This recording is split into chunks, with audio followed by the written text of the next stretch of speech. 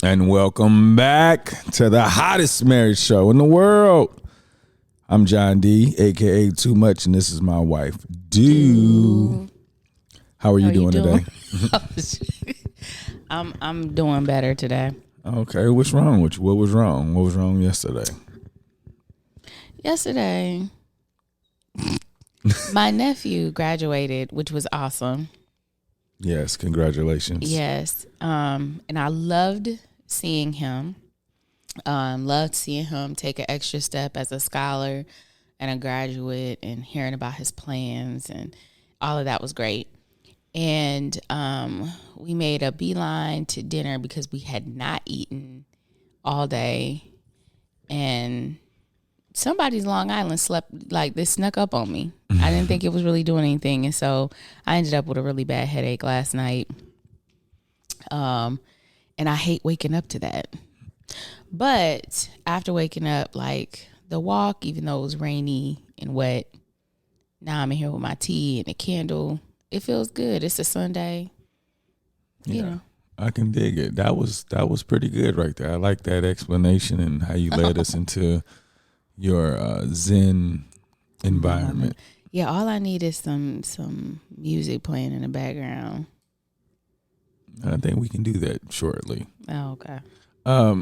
So I was thinking, those of you that don't know, we tried to shoot a few days ago and it just was not working, but I wanted to still go back to what we were talking about. And the reason why I mentioned it, because this is about like important to me, and I feel like this is the type of things that we need to talk about. And we were talking about generational wealth, and particularly the Black community. We often chase wealth, like financial wealth, and our daughter had an experience a couple weeks ago that just showed us how she has a different type of generational wealth. The way that she responded to a situation, because her mother and I would not have responded the way she did. No.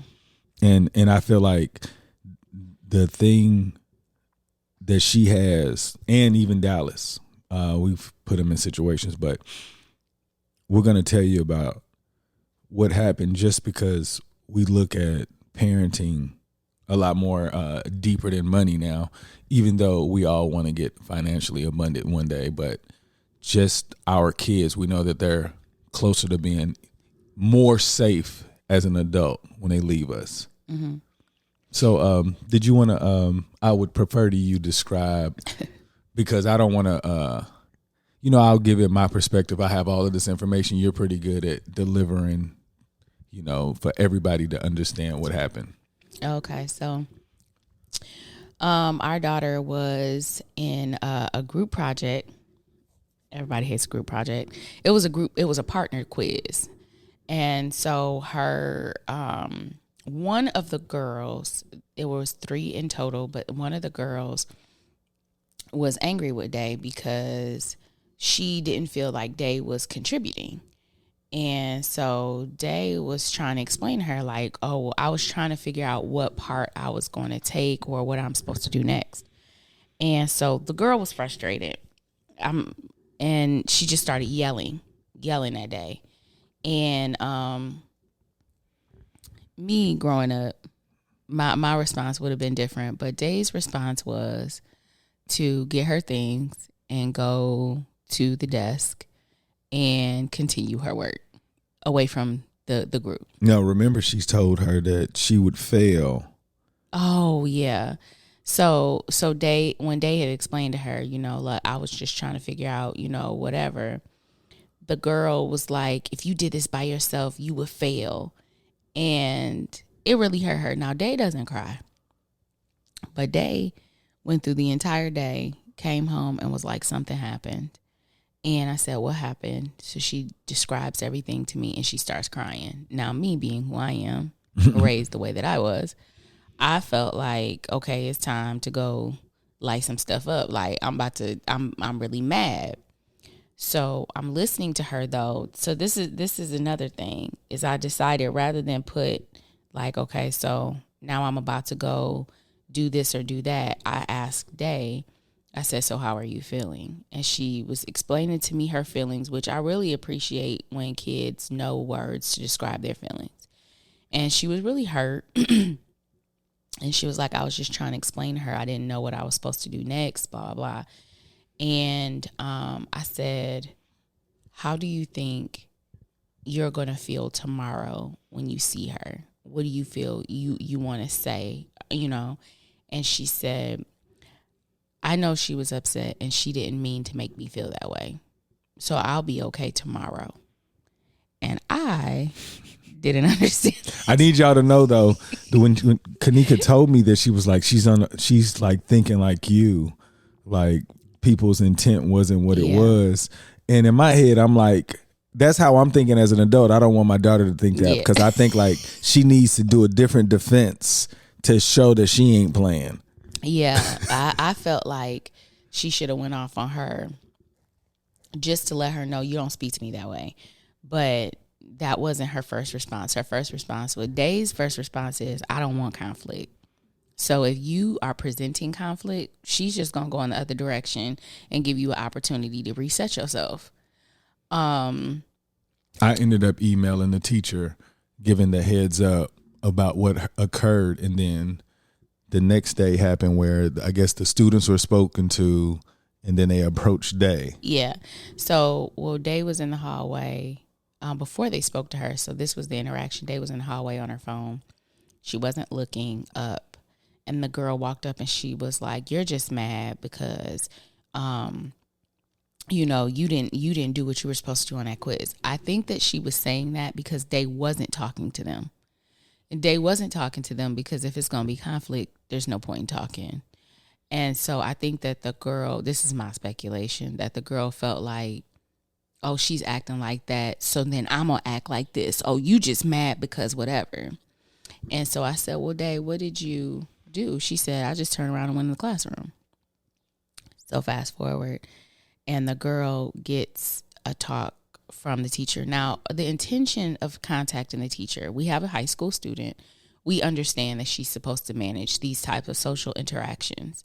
The point is that there were certain things that there are accommodations that she has when it comes to learning that we were saying to her, we need you to make sure that those things are accounted for before she goes into partnering situations. Because she felt Day can do a lot of things without her accommodations.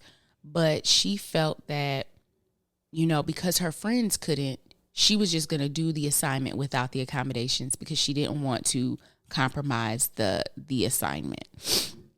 And this girl be thinking about everybody except herself. And so the point was for the teacher to manage that part, not to manage the social interaction between the girls.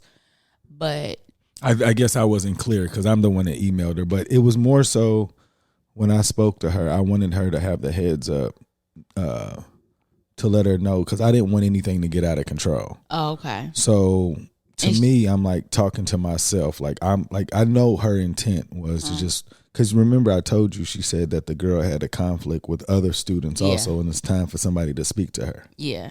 And so this was where it took a high school girl twist turn. Oh, man.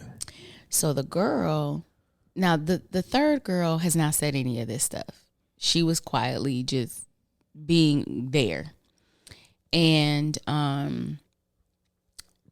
it appears, so when the girl, when the person who was yelling at Day shows up with the other friend next to her, she says, why are you a snitch?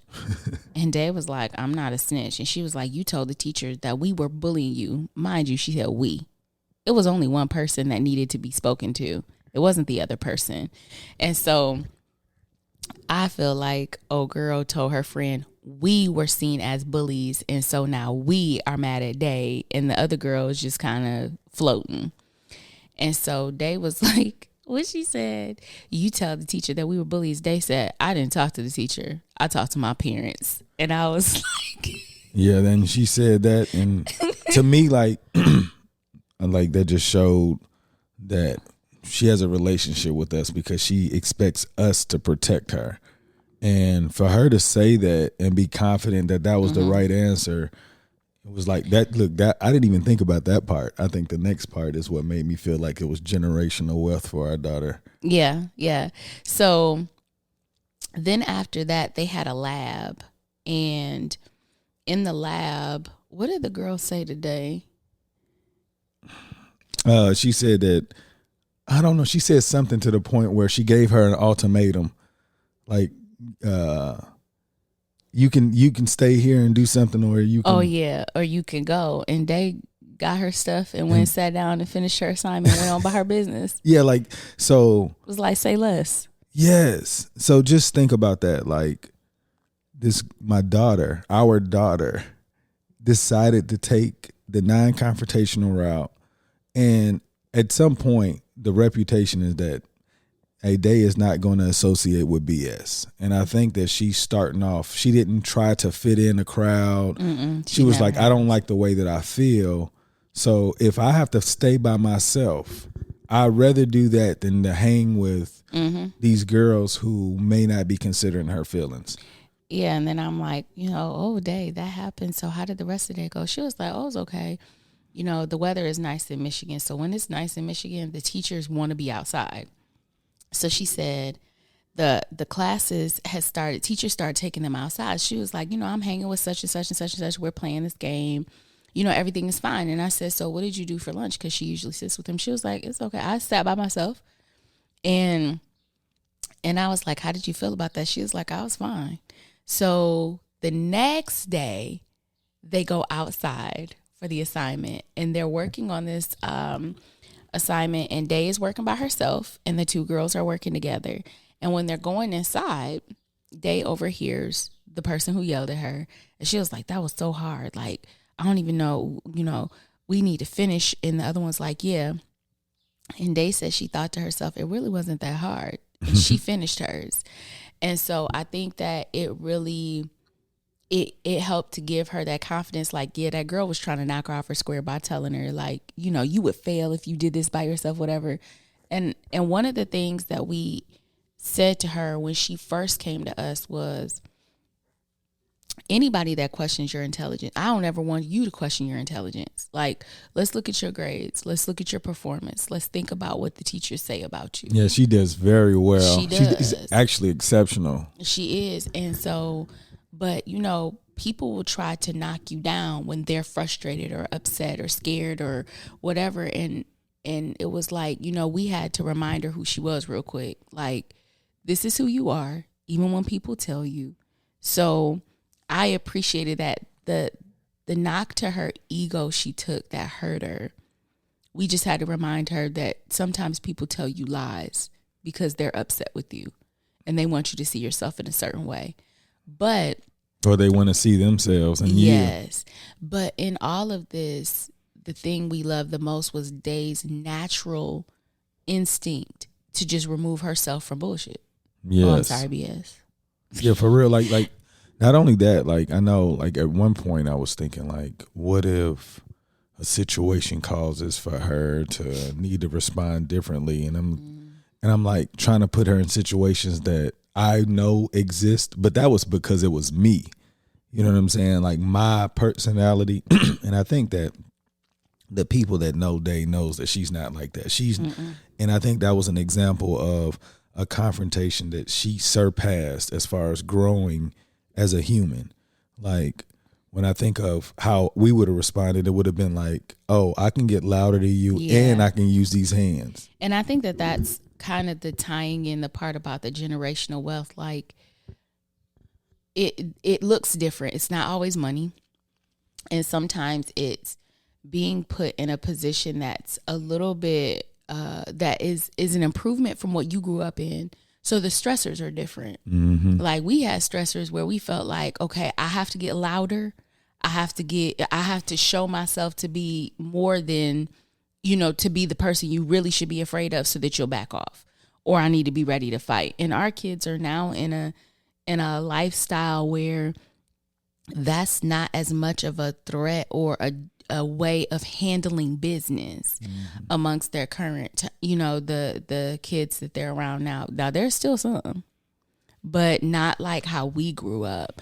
And And then the other part of them being elevated above us is in those moments, I was ready to fight when she was telling me the story. Yeah, I know. And my initial thought was I would have started getting loud as hell. Like, oh, you want to come over here and try to, wait, what is President Obama say? If you want to pop off, I was really at that point where that was what was running through my head.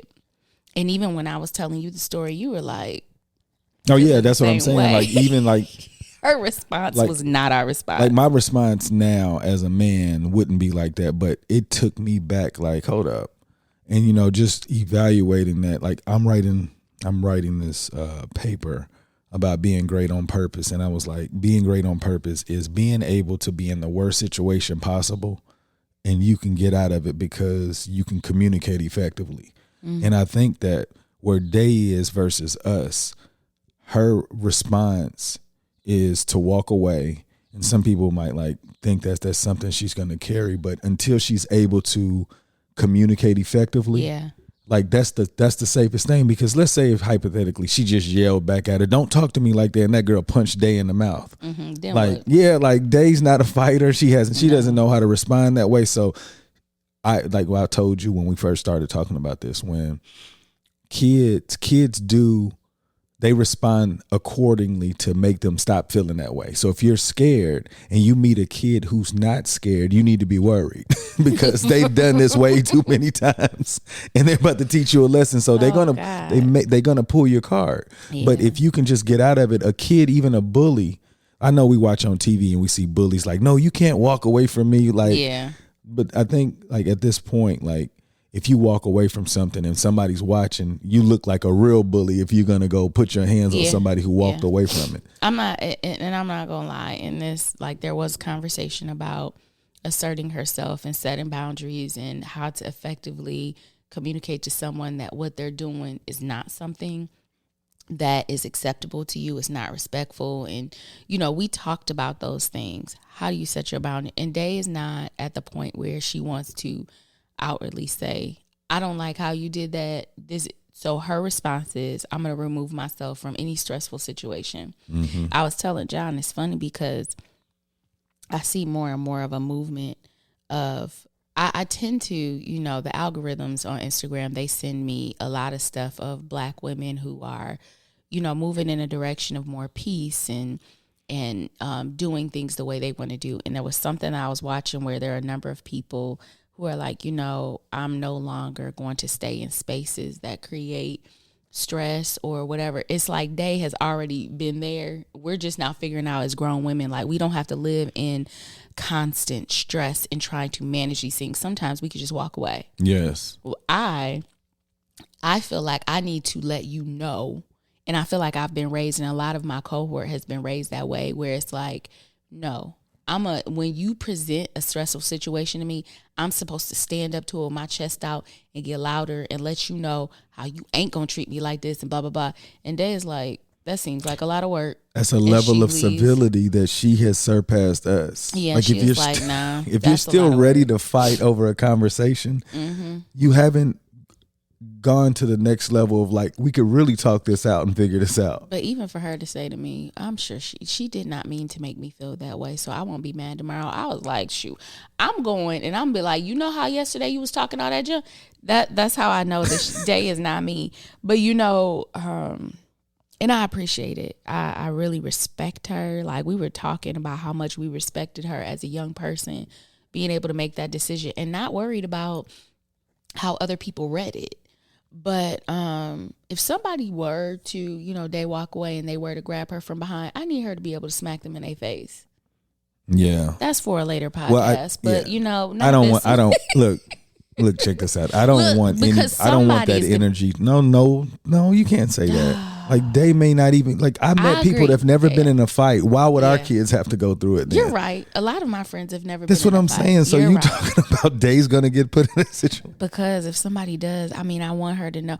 Like, I remember when they were little, I love my sister, John's sister. She told all the little kids, if anybody tries to fight you, chop them in the throat. immediately, right? And even to this day, Day laughs because she says TT told me to chop him in the throat. But she was serious she was dead as serious a heart attack. As a heart attack. But it's just like, I need you to know that you may run up on somebody who has, it's in them that they're not scared and they think that this is the next reasonable step. Now we have to fight. Yeah, I know. Then what's going to happen? Like, I'm scared to death. Because I used to tell Day, I want you guys to take your hand as far as you can behind your body. And I want you to swing as hard as you can, try to knock somebody's head And if off. they miss them, that means like, now you done made me mad. Now you done got your kid whooped up on. I need you to be able to land the hit, though. Even if they did, they was like, why did you do that? I was just asking. Now I got to beat you up. Look, listening to you. Look. I don't understand. So, yeah, but I want y'all to know that my kids, they really feel like I'm probably more violent than I need to be. And they laugh at me, but they don't take on those types of behaviors. They just shake their head at the things that I say like that. So I want y'all to know that my kids really be looking at me like, okay. One thing I love, though, is that they know that they can tell me anything. Yes, they do. And if they wanted me to fight, I would fight, in the sense of, if they wanted me to defend them in a way that is appropriate as a parent, they know I'll do it. Yeah. They probably question if I would do it not like a parent and probably like a person off the streets. But they trust me enough to talk to me because I will give them guidance on how to manage, situations like that. But I'm also ready to fight if you need me to. I really wish that I could look ahead and be able to give them the heads up beforehand so they would know how to handle it when they come to it, though. I think they're already there. They're already sophisticated enough to be able to say, hey, my intent was never to fight. I didn't even know how we got here. Yeah. Can we somehow can I apologize for whatever I did? Like, I believe that they're in a position where they could de-escalate a situation, because whatever energy somebody brought, that wasn't ever the situation. Yeah. Even in a playing moment, like, it was like, my bad, or I'm sorry. I just feel like they're able to get out of it through exchanging the right words. Or just walking away. I feel like that's my, that Day and Dallas would be looking like, why? A lot of things, I think that they're like, why are we making so much about this? And they don't even see it. They don't see it as high, but I'm saying they don't, things. Because they don't see it at all. Like, it's not even a part of their environment. Yeah. And so I guess from this conversation, I guess it's just interesting for me to see how on her own Day was able to learn how to manage situations in a calmer, less, what's the word I want? I don't know. It's not barbaric, because we weren't raised to be barbarians, but we were raised to immediately look for, how do I protect myself? Correct. You're not and always it was typically in danger. through violence or you're not always in danger. It really can be just simply walking away. I remember growing up and they'd be like, just walk away. And we'd be like, you can't walk away. Yeah. But with her, I learned you can walk away. Yeah, I think before, I guess, you can't walk away because if somebody tell your parents you're going to get a whooping, and it's like, I got to do this. So it's like, just thinking about. I remember parents saying, you bet don't let nobody beat up on you. Don't come home and you ain't. Yeah. And I just feel like the civility of it all, they're going to be safe. And like I said, I mean, if they get beat up, it ain't hurt everybody. You know what I'm saying? Some people learn from it like, okay, I need to make sure I don't do that again. But I don't think that they'll put themselves in a situation where it just came out of nowhere. No. You know what I'm saying? So I'm happy for, like, that's the generational wealth on that aspect. And you know what, another thing that I like, the way that they eat. Like, I feel like they eat so much better than that changed so quick. No, I'm talking about generational wealth aspect. I wanted to stay on the subject because there's so many things that I can see they're not going to have to worry when they get older, like adults our age. Like just think about our peer group. Like, they're more focused on, they're trying to like focus on health now because they feel like, I mean, they'll live a little longer, but our kids, I feel like the way that we're practicing now is causing them to have habits where they won't have to worry about the things that as far as the food, the distractions of food.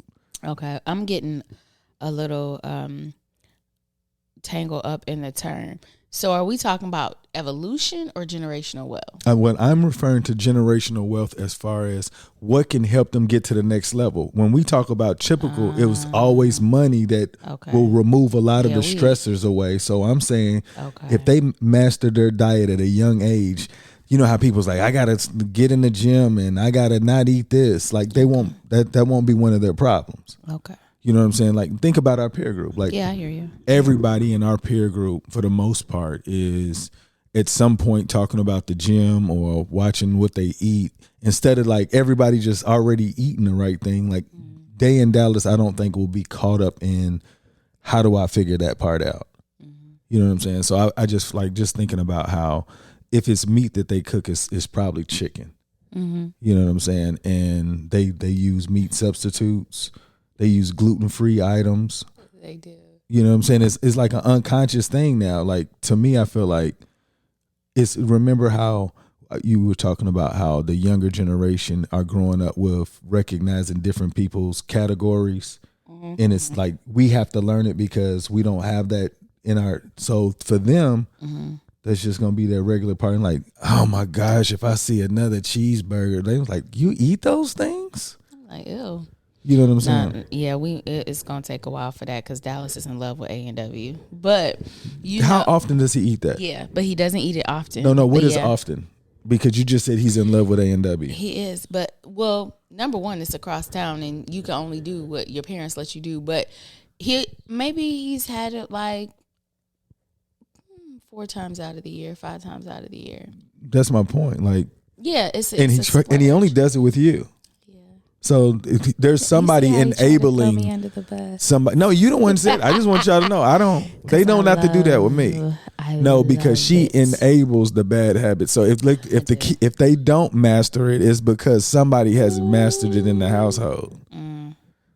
So that's what I'm saying. I feel like there's so much further in advance. I agree. So like, even regardless, we're doing this together. Because by their age, I was really trying to have McDonald's all the time. Yeah, and they won't even consider. Yeah, that's what I'm saying. Yeah, so I'm good with that. What else? What do you think as far as, what would you like them to have that you feel like that was troubling for us outside of money? You know what I'm saying? Like, what do you think could help them? You know what? If they didn't have to go through this, that didn't help me at all. People say experience is the best teachers, right? Yeah. But wouldn't you just like to have somebody say, hey, the people I've seen go this way, they've done these consequences? Well, the only thing growing up that I wish I hadn't had to deal with was my father's mental health, like the fallout of that. And so I'm trying to be mindful of my own mental health so that they don't have to. And I still see the flaws that I need to handle in order for them to not be impacted by it.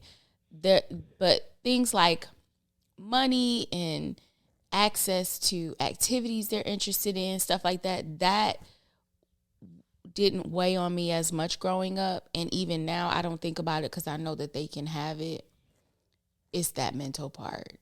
The other thing, though, is I remember growing up, and I don't know if I've ever said this. I had a friend, she's still my best friend, and she loves designer everything. From when we were younger, she was wearing used and damaged and Guess and everything. Whatever came out when it came out, she was wearing it, Jabot, whatever. So when we were growing up, I used to love her clothes, but I would never ask my mom to buy me anything like that. I waited until I was working myself to pay for stuff like that. And I remember talking to my mom about it one day, and she was like, but why did you do that? Why didn't you ever even ask me? Because you could have had it. But I thought that's not a necessity. That's a luxury, that's a want. I could wear the pants that don't have nautical on them. I can wear the shirt. You know what I'm saying? It's cool. And so I never put that on my parents. But over the last week, more than twice, Dallas has said something to me about a choice he's made or a choice he won't make because it looks like it costs too much money. And I was like, and I think you had a conversation with him about this earlier too. And I was like, I appreciate that you care, but let me make the decision as to what is okay and what's not okay financially. Like, I love that you're mindful and you don't want to stress your family. But trust me, if I'm offering something out to you, it's because and I'm not putting a restriction on it. We're okay. And I love that Dallas is mindful of money and that he cares about, the overall financial state of the family. But we've never made it where they've had to think about that. Like, we're poor or we don't have the money. We don't do that. But I love that he cares. But then it makes me think that what is he not asking to experience because he's worried about the cost? I don't know. Like, he wants to play the guitar. And so he talked to us about it. And then what did he say to you about? I met this guy. He's going to blow up. His name is Alex Teller. Shout out to him. He plays the acoustic guitar. And when Dallas told me that, I was like, man, I met this person that's really good at the guitar. And he was like, really? And I showed him the video, and he was like, oh, okay, that's nice. And I was like, is that the kind of guitar you want? He was like, yeah. And I was like, you sure? And he was like, well, isn't electric expensive? I was like, why are you worried about the price? We want to get you what you want. He was like, well, I don't want you to spend too much. I said, look, we're the parents. All you can get is no. Mm-hmm. And guess what? All you can get is probably what you asked for. Yeah. So if you don't ask, the least you can, the less you can get, the least you can get is the no. Yeah. And that's it. You know what I'm saying? Yeah. But you could really get whatever you want. So he was like, I want an electric guitar. So I was like, if you don't tell us these things, then we can't ever surprise you with things that's lined up with your interest because you're worried about if we can afford it or not. And that's not your job. Let us worry about that. And again, it's only a no. And if it's a no, we'll have an explanation on why. Right. But don't determine that for your parents. Right. And I agree with that. I just felt like I understood where he was coming from, and I appreciate it in a world of knowing. Like, I remember I had this one student who was telling me about how I used to teach years and years ago, and he was telling me about how his parents were going to get him this iPhone, and you see these kids wearing stuff all the time, and you see the parents, and you realize the parents are really going without so their kids can have. Yeah. And so I understand that can take place. But why would he know that? Yeah. And so for him to automatically think that way, I appreciate it. But I feel like in the background, he's probably limiting something that he really wants to do. But he feels like that's probably something that's not within our reach. And we don't talk about money or what we can afford. We live below our means. And so until this house. No, yeah. I want y'all to know I love my house. We all love the house. When it gets to the point where I really, really start getting into it, I'm going to post pictures because I'm going to be that proud. Like, my mind is on fire. It's already nice without her doing it. It is. But once I put my stamp on it, oh my God. So I'm going to let y'all know, but I love this house. So, but I'm not going to lose my mind around this house. But we don't flash a lot of money. We do things, but we're not over the top. And it's not because we can't do more. It's just, if we're good with what we're doing, then we have let's different keep it. Interests now. Yeah. So I don't know if in the environment that we live in, if they're getting this idea. I don't know what it is, but I just don't want them to limit themselves thinking that it's outside of their reach when it very well may be within their reach. I believe everything's within their reach because they have no idea, and if it makes sense, we probably all want to do it anyway. I think that it's good to teach people, like, the worst you can get is a no. Yes. Because I was just talking to, we had a friend who is talking about looking for another job, and she was like, they were offering her money, and before she responded, she came to our friend chat, and she was like, you guys are always talking about negotiation. How do I manage what I'm going to ask for? And one of my friends, she's always talking about how she's negotiating something. And she was like, the worst they can do is tell you no. You say what you want and sprinkle a little more on top of it. Because when they say no, you might even be able to negotiate down to what you actually wanted in the first place. But she was like, but the worst thing they can say is no. And in most cases, they'll say no, but they'll leave the door open for something else, or they'll give a counter offer. And so I like the idea of telling the kids, like, the worst you could get is no. Yeah, I mean, like, a no is just find out how you can make it a yes. Yeah. Oh, yeah, that too. You know what I'm saying? Like, apparently at this point, you don't have enough qualifications. So what do you need to do to build upon yourself for the yes to happen? Mm-hmm. And I feel like us learning or becoming better communicators, they will eventually, like those conversations you have with your friends, those are like just regular conversations I think that everybody should have, because if you don't have somebody to tell you that, you don't do it, then you just stay in your shell. But I also think that comes from our upbringing as well. It was like when your parents say no, you better not ask, like, but why? Because I said. Yeah, and then that's the end. It's not like because of this. Oh, well, if I do this, can I have that? So that's what I'm trying to figure out. How did they get to the point of worried about finances versus no? Right. Well, yeah, and then that's the other thing. So it's interesting. Like, even with now in the house, Dallas, he wants to be in the basement. The basement is finished. He wants his bedroom down there. And so I was like, yeah, sure.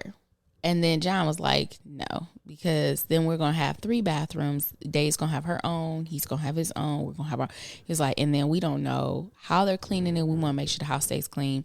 So no, I don't think that Dallas should be down there. Well, the compromise was, you need to show us that you're able to keep the bathroom clean. Like, we're not going to do anything to the bathroom you guys use. We just want to see if you can keep it clean. The next thing is, Dallas is so hard to wake up in the morning. Mm-hmm. So it's like, you have to show us that you can wake yourself up and get yourself going and ready to go out the door without us having to prod you. So it's not a no. Correct. At first it was a no, because John was like, nah, that's not going to work. But it's like, if you can show me that you're responsible enough to have your own area of the house, because this really came, the second part was waking up, what came from Day. Yes. Because Dallas, he can stay up as late as he want. I told him I just don't want to have a problem with waking him up in the morning. And now, I'm not going to lie, I've had some trouble lately, because in my trouble, I want to tell you the extent of it. It's me saying it the second time. I want to get to the point where he just understands I should not be doing this. So Dave was like, who's going to go downstairs to wake up Dallas and make sure he's up? And she didn't say that to me. And I'm mad in a mug that I didn't even think about that you're part. You're the one who's always waking him up. Yeah, Day is like a baby parent. She's always looking around to try to figure out, okay, so how are we going to make sure that Dallas is okay? Mm-hmm. It's so interesting. And so when she said that, I was like, oh, because we're not doing that. Yeah, I'm not. And I told him that today. Well, yesterday when I was driving him to school, I said, hey, no, it was because he was already up, and we're on the weekend, so it was Friday. And I said, hey, we've been thinking that you need to wake your own self up, because you set your alarm and you don't wake up. So if you can't figure this out before school's out, you're going to be upstairs with the rest of us. Mm-hmm. And I said, do you understand? He said, I understand that. And typically when you tell Dallas something that he doesn't want, he'll get teary-eyed. But I was just trying to explain it to him, like, don't nobody want to go back downstairs to see if you've gotten up. That's just lost time. So putting the responsibility in his hands, to me, felt like it's like, are you going to accept it? Are you going to accept maturing into the next level? Yeah. And if you are, then that's that compromise. Then you can get your yes. And so, yeah, that was just something else about, that's us still teaching, but us also, like the story with Day, we're still learning. We're learning from our kids, but we're also teaching them. So it was kind of cool. For sure. And that was what I really wanted to talk about. I wanted to show how you can talk about generational wealth that can help your kids in multiple areas, not just money. Because I'm going to tell you this. Generational wealth in the finances, I've come to the point, is a big distraction, because you got to show your kids how to make that anyway, because if not, they're going to be dependent on you at some point. So the most of the time when you see people looking for generational wealth, I'll talk about that another time. But I had another theory on, people chasing a dollar. Okay. But we're going to end this one up. Anybody you want to give a shout out to before we get out of here? I want to give a shout out to my nephew, Cortez. He, like I said, he graduated. He's my second nephew to graduate out of my family on my side. It's just been great watching, like John and I were talking about the evolution of him and how he was a real wild card, like my younger brother when he was younger. And then he just like turned around in the 9th grade, around high school. He just turned around, and everything he's just been amazing. Like, to talk to him, he's a thoughtful young man.